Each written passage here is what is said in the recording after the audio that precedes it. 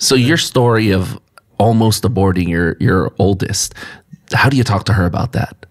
That's a really interesting question. It was really hard because it's not something you really want to tell your child, but at the same time, other people knew about it. So there was always the possibility that she was going to find out. Yes. And I thought, oh my gosh, how horrible that she would find out from someone else. That would be awful.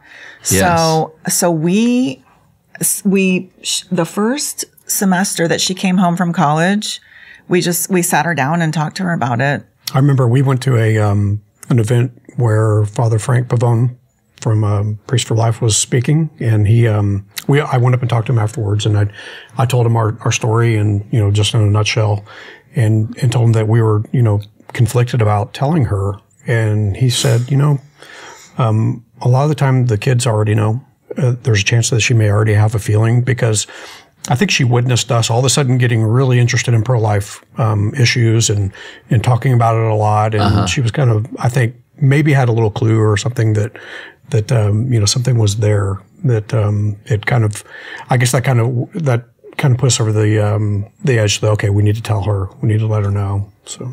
And she can do the math too. So yeah, and she's extremely perceptive. Like, you can't put anything past her. When she was 4, she had a friend that told her that the Easter Bunny wasn't real, and so she immediately said, "Well, if the Easter Bunny's not real, neither is Santa or any of the other Tooth Fairy, none of that stuff." I mean, she immediately made that connection. Was she she was 4? Yeah, she was probably 4, maybe 3. So you just couldn't put anything over on her. So I had for years had that feeling that I need to say something to her before this blows up in our faces. And how did you say that?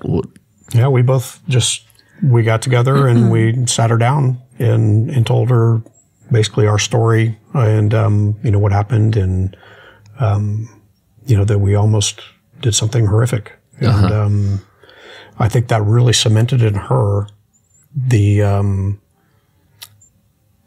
spirit of, I've got to do something about this too, to stop other people from it, because I was almost one of those numbers of children that are not born because of this atrocity.